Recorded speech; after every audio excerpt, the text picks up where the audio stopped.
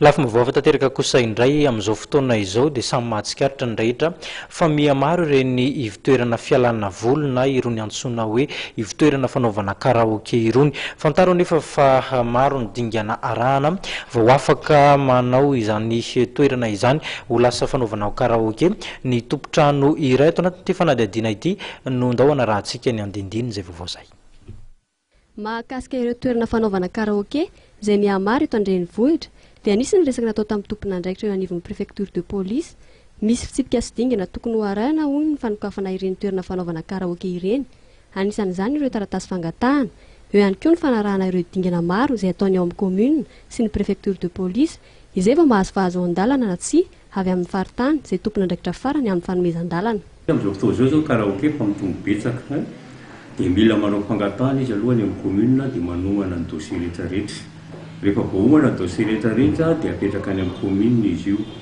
Dia ao amin'ny commune indray misy olona ao be maseo mandeha ny descente zany mijery an'ilay toerana hoe azo atao ve ny anokafan'ilay olona iray karaoke atao amin'ity fokotany ity.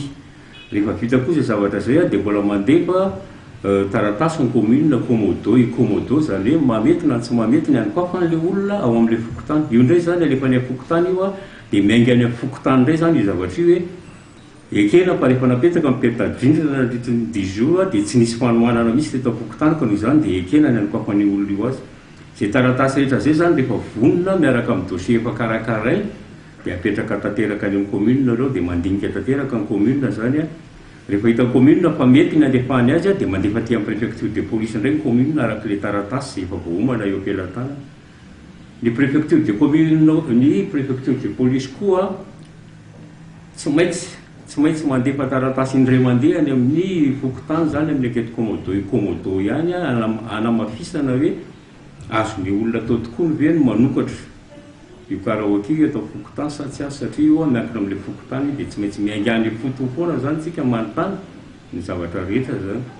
Araka ny resaka natao tamin'ity tompon'andraikitra ity ihany dia tokony hidy amin'ny 7 ora alina ireny toerana fanaovana karaoke ireny hoy ny nambarany.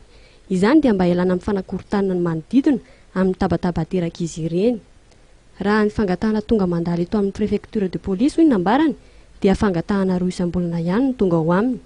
Ny zavatra tsikaritra nefa dia mitombo betsaka ireo olona manokatra azy ireny eto an-drenivohitra ka mahakasika izany indrindra hoy ny tompon'andraikitra dia efa miesaka izy ireo ny manara-maso sy mijery fotony amin'ireny tsy manara-dalàna ireny ka misy ny fipetra ho raisina mahakasika azy ireny.